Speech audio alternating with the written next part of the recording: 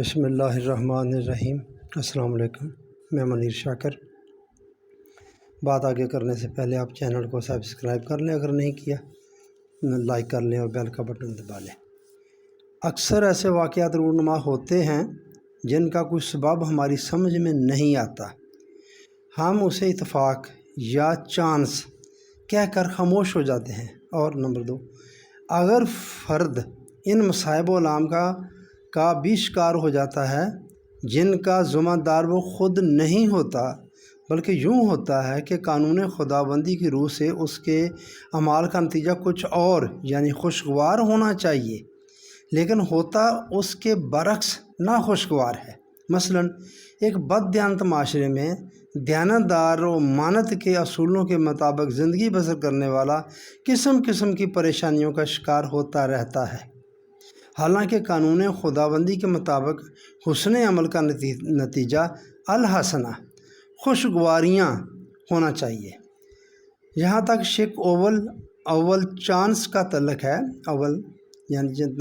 Chance کا تعلق ہے، اس کائنات میں جو قانون علت و معلول کاز اینڈ فیکٹ کے غیر متبدل نظام کے تابع سرگرم عمل ہے، کوئی واقعہ ایسا رونما نہیں ہو سکتا جس کا کوئی سبب کاز نہ ہو، لیکن اسباب یعنی کہ کاز کا معلوم ہونا انسانی علم و تحقیق پر منحصر ہے۔ یہ بڑی اہم بات ہے۔ انسان عہد طفولیت میں کسی واقعہ کا بھی سبب نہیں جانتا تھا، اس لیے وہ ہر واقعہ کو اتفاق چانس پر محمول کرتا تھا۔ جوں اس کا علم بڑھتا گیا، رموز فطرت پر پڑے ہوئے پردے اٹھتے گئے اور واقعات و حوادث کے اسباب اس کی نگاہوں کے سامنے آنے لگے۔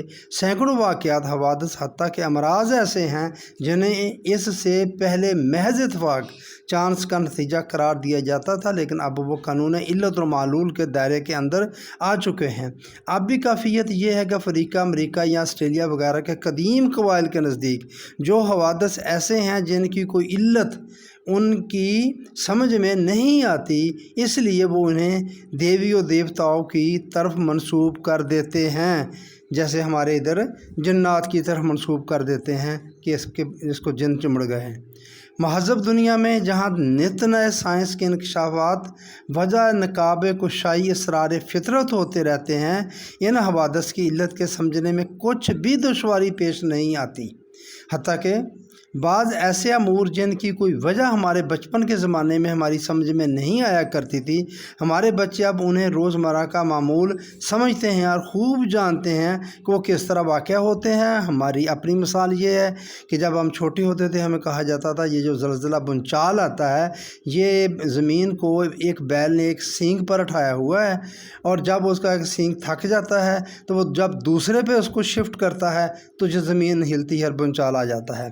اور یہ بات غیر مہذب قدیم قبائل تک ہی محدود نہیں، ایک مہذب ملک میں بھی جو لوگ مذہب کی پیدا کردہ توہم پرستیوں کی تاریکیوں میں زندگی بسر کرنے کے خوگر ہیں، وہ ابھی تک ان حوادث کو اللہ کی شان کہہ کر مطمئن ہو جاتے ہیں، جن کے اسباب و علل سے علمی گرانوں کے بچوں تک باخبر ہوتے ہیں، جن امراض کے لیے وہ ابھی تک تعویذ کراتے اور قبروں پر چراغ جلاتے رہتے ہیں، یہ بچے ان کے لیے سیدھے ڈاکٹر کے ہاں پہنچ کر انجیکشن لگوا کر آتے ہیں۔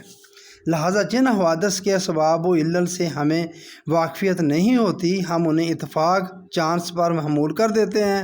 خود ہمارے زمانے میں بھی اس کے باوجود کہ انسان نے کارگاہ کائنات کے بہت سے رموز و اسرار سے آگاہی حاصل کر لی ہے، ہنوز کئی گوشے ایسے ہیں جن میں حوادث کے اسباب و علل کا علم حاصل نہیں ہو سکا۔ آنے والے وقتوں میں ہو جائے گا۔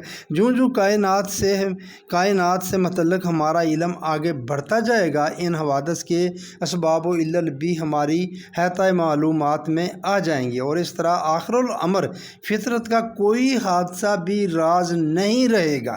یہ بڑی بات اہم ہے۔ آگے اس میں قرآن کا حوالہ ہے۔ قرآن کریم نے آدم یعنی آدمی کے سلسلہ میں جو کہا تھا کہ وَعَلَّمَ آدَمَ الْأَسْمَاءَ، اللہ نے آدم میں اشیاء کائنات کا علم حاصل کرنے کی صلاحیت رکھ دی ہے۔ یہ بڑی اہم بات، یہی باتیں آدم کو سکھا دی تھیں، آدم کے اندر اس کی صلاحیت رکھ دی ہے، آدم اس کو حاصل کر سکتا ہے۔ تو اس کے ساتھ کلہا، یہ سورہ بقرہ کی 31 نمبر آیت ہے، کلہا کے اضافے سے اس کی بھی صراحت کر دی کہ ان اشیاء میں سے کوئی بھی ایسی شے نہیں رہے گی جس کا علم یہ حاصل نہ کر سکے۔ اتفاق چانس ہمارے علم کی کمی کا نام ہے، ورنہ کائنات میں کوئی واقعہ بھی اتفاقیہ بائی چانس ظہور پذیر نہیں ہوتا۔